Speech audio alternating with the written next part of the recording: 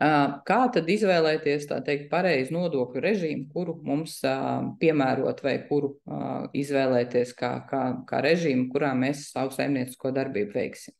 Ja mēs nodarbojamies ar preču pārdošanu, tostarp arī pašražoto preču, tad droši vien vispareizākais darbības veids, ja tā var vai nodokļu virziens, un režīms būtu droši vien ierastā vai parastā iedzīvotāja ienākuma nodokļa piemērošanas kārtība ar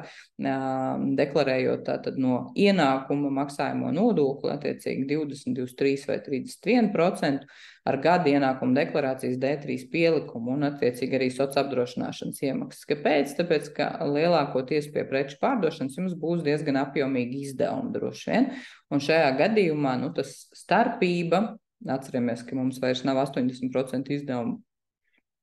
ierobežojums noteikts, tad šī starpība, apliekamā starpība veidosies, tā teikt, saprātīgi. Parasti pie pakalpojumu sniegšanas, ja jums neveidojas, vai arī pie preču pārdošanas, ja jums neveidojas būtiski izdevumi, tad, protams, iespējams labākais nodokļu režīms būs šie mikro uzņēmuma nodokļu maksātāja režīms, ir sevišķi, ja jums gadā šis ieņēmuma apjoms,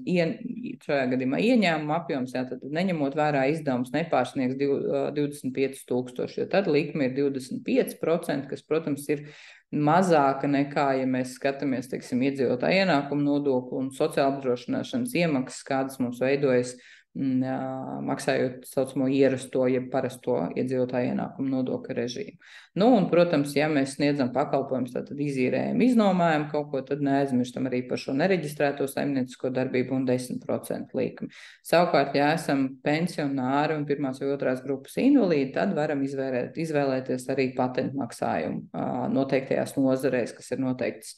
likumā, ministra kabineta noteikumos, kurās var būt arī šis patentu maksātāja režīms.